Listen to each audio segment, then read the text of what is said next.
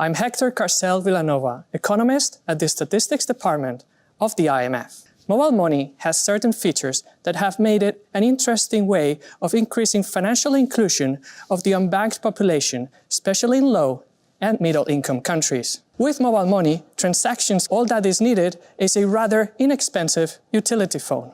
This is facilitated by networks of mobile money agents, and storing value is as easy as charging a mobile money account. There is no need to have a bank account to send or receive money. This feature is particularly important for those who are unbanked. Mobile money has a high market penetration, especially in low and middle-income countries.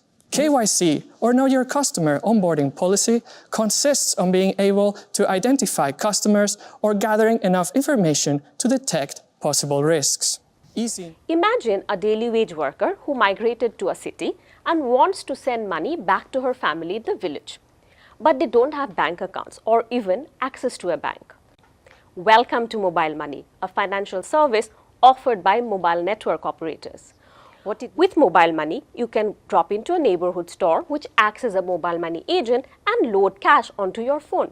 And just like that, using this mobile money account, the user can receive salaries, remittances, payments from peers or the government, and transfer money to all kinds of recipients sending a simple text. This is a game-changing innovation, particularly for the world's poor. I should point out here that there's a difference between mobile money and mobile payment apps like Apple Pay and Google Pay.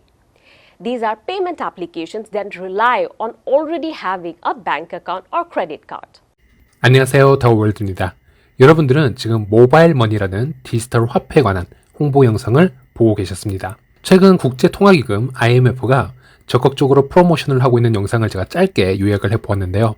이 모바일 머니에 대해서 먼저 얘기를 해보기 앞서서 국제통화기금 IMF라는 곳이 어떤 곳이냐에 대해서 먼저 짚고 넘어갈 필요가 있겠습니다. 지난 6월 18일에 제가 올린 영상 IMF를 읽으면 미래의 암호화폐가 보인다라는 편을 보시면요. IMF가 암호화폐에 대해서 어떤 스탠스를 취하고 있는지 디테일하게 설명을 해드린 적이 있었습니다. 그 영상을 시청 못하신 분들을 위해서 1, 2분 정도로 짧게 요약을 해드리자면 암호화폐계에서 영향력이 있는 사람들은 암호화폐 시장이 성장함에 있어서 이 IMF라는 존재를 악으로 규정하고 있다 말씀을 드렸었습니다. 그 이후로는 최근 엘사바도르와 중앙아프리카 공화국이 비트코인을 법정화폐로 채택을 하면서 제3의 엘사바도르와 같은 나라가 나오지 않도록 여러 국가의 암호화폐 관련 규제를 가하고 있고 또 언론에서 비트코인을 흔들고 있는 곳 중 바로 하나가 이 IMF다 이렇게 설명을 드렸었고요. 그리고 더 근본적으로 들어가서 이 IMF가 미국의 마셜 플랜을 뿌리로 두고 창설된 기구인 만큼 표면적으로는 여러 개발도상국의 금융 시스템을 지원하고는 있지만 본질적으로 더 들어가 보면요. 공산주의 확산을 억제하고 자본주의 시장을 촉진하는 것에 목적이 있었던 상당히 친미적인 기구로 성장해 왔다 이렇게 설명을 할 수 있겠고요. 그렇게 현재까지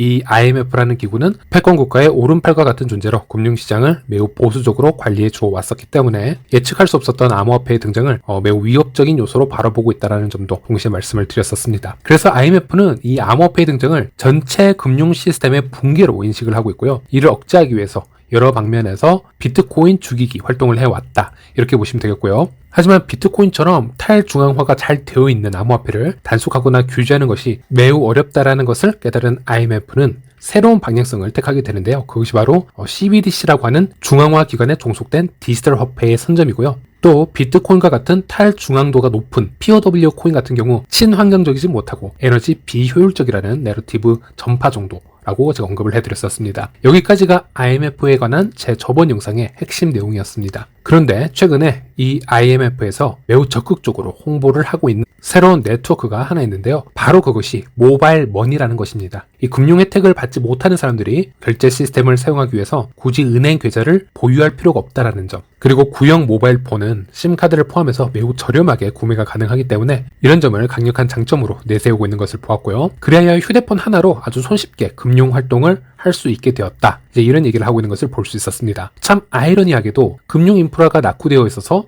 은행 계좌를 만들 수 없는 국민들에게 현재 사용되고 있는 것이 바로 비트코인과 같은 암호화폐이고요. 또 국가 간의 송금 수수료가 너무 비싸서 해외 이주 노동자들이 채택을 하고 있는 송금 방법이 바로 비트코인과 같은 암호화폐로 거래를 하는 것이었습니다. 이제는 IMF가 이렇게 직접 발벗고 나서서 기존 금융 혜택을 받고 있지 못한 부류에게 모바일 머니라는 네트워크를 통해서 금융 혜택을 주겠다라는 모습이 글쎄요, 저는 현 상황을 보면서 순수한 의도로만 제작된 것은 아닐지도 모른다 이런 생각을 하게 되었습니다. 그래서 이 IMF의 의도를 좀 더 자세하게 알아보기로 했습니다. IMF가 9월에 출시한 FND를 확인해 보도록 하겠습니다. 이번 호에서는 더 머니 레볼루션이라고 해서요, 암호화폐와 CBDC 그리고 미래 금융을 다루고 있는 것을 볼 수 있었는데요. 제가 이 긴 글을 아주 짧게 요약을 해드리자면 IMF에서도 미래 금융은 디지털로 변환될 것이다 라는 것에는 의심의 여지가 없다 이렇게 얘기를 하고 있습니다. 이 디지털 머니가 어떤 식으로 진화해 나갈 것인가가 이 책자의 주 핵심이 되겠고요. 이 모든 설명을 하나로 요약해주는 테이블이 하나 여기 존재해서 보여드리도록 하겠습니다. 바로 현재 화폐 시스템은 안정성은 매우 뛰어나지만 효율성이라든지 무결성,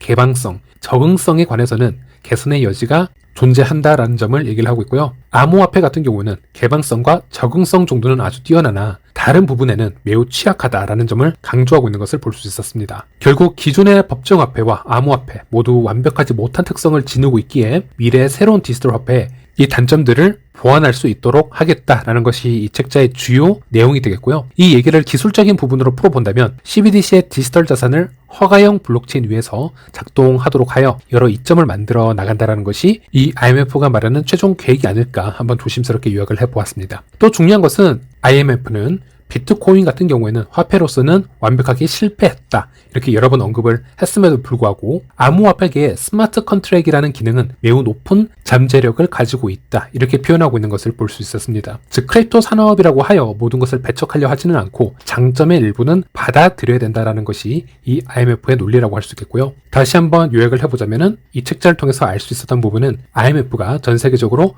파일럿 테스트 중인 CBDC 개발을 통해서 레거시 금융과 크립토 금융의 장점들을 충분히 혼합해서 받아들여서 비트코인과는 다른 미래의 디지털 화폐 특성을 극대화시키는 것이 매우 중요하다 이런 얘기를 하고 있는 것 같습니다. 그리고 이 책자 스토리의 가장 마지막 부분을 보면요, 바로 저렴한 휴대폰을 통해서 모바일 머니라는 네트워크를 이용할 수 있음을 하이라이트로 언급하고 있는 것을 볼 수 있었는데요. 다수 국가들이 CBDC라는 프로젝트를 긍정적으로 판단을 하고 개선해 나가기 위해서는 모든 국민들이 이 디지털 머니를 이동시킬 수 있는 최소한의 하드웨어 장치가 필요할 것인데 IMF는 이것을 모바일 폰으로 솔루션을 만들어 나가고 있다는 것을 알 수 있었습니다. 지금 당장은 이것이 CBDC와 연관이 되어서 모바일 머니가 언급되지는 않을 듯 합니다. 초반의 영상만 보더라도 모바일 머니는 그저 금융 혜택을 받지 못하는 계층을 위한 금융 혁신이라고 광고가 되고 있지만요. 이 책자를 정확하게 이해를 해보면 좀 더 큰 그림을 한 번에 보게 되면요. 이 모바일 생태계도 결국엔 디지털 머니인 CBDC 구축의 한 초석 같은 단계로 생각을 하면 되겠구나 이렇게 해석이 되고 있었습니다. 그런데 이 IMF 홍보 영상과 책자를 읽어나감에 있어서 개인적으로 제가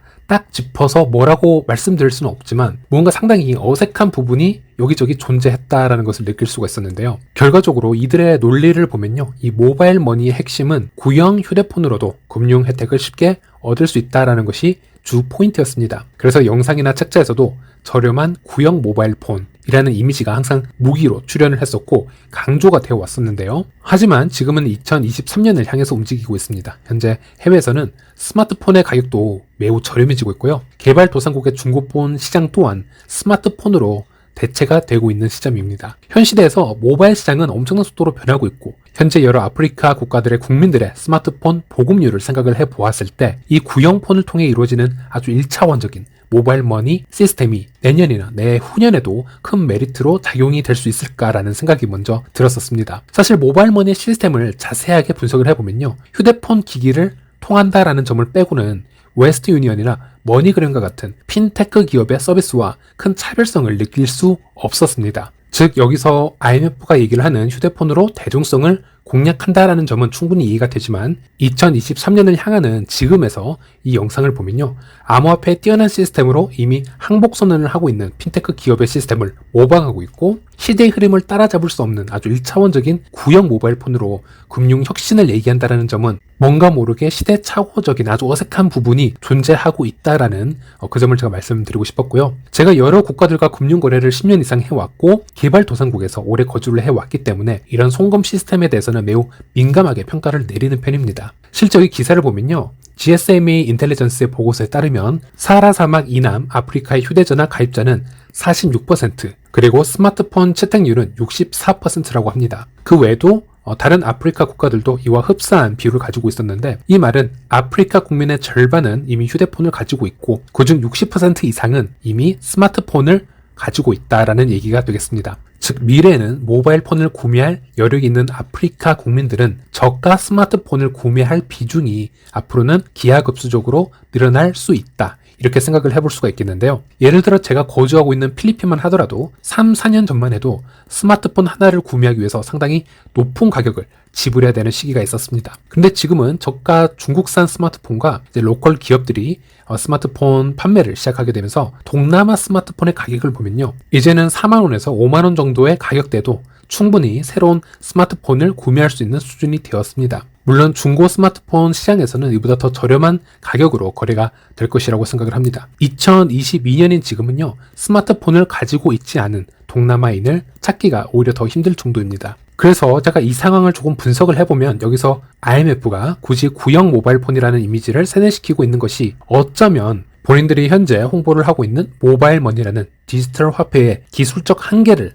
최소화시키기 위해서 일부러 가장 원시적인 하드웨어와 계속적으로 매칭을 시키고 있는 것이 아닌가, 이렇게 한번 생각을 해보았습니다. 왜냐하면 최신 스마트폰으로 이 모바일 머니 네트워크를 사용한다 하더라도 지금으로선 사용할 수 있는 기능은 송금 이 하나밖에 존재하지 않습니다. 현재 발전하고 있는 하드웨어 시장에 비해서 모바일 머니의 소프트웨어 기술은 상대적으로 퇴보되고 있는 느낌을 받을 수 있기 때문이죠. 이 관점에서 조금 다르게 풀이를 해보자면 현재 스마트폰으로 만들어갈 수 있는 크립토 생태계는요, 기존의 레거시 금융의 디지털 머니와는 비교가 안 될 정도로 여러 가지 방향으로 뻗어나갈 수 있기에 IMF는 시장의 쉐어는 방어하되 직접적인 비교는 회피하고 싶었던 것이 아닌가, 이런 생각을 해보았습니다. 그래서 이 영상을 보면서도 항상 뭔가가 불편함이 존재했었다라는 것이고요. 그리고 예전에 제가 제 채널 영상을 통해서 솔라나의 모바일 폰인 세가폰을 소개해드리면서 멀지 않은 미래에 모바일 기기를 통해서 모든 크립토 자산이 이동되는 시기가 올 거다라는 말씀을 드린 적이 있었습니다.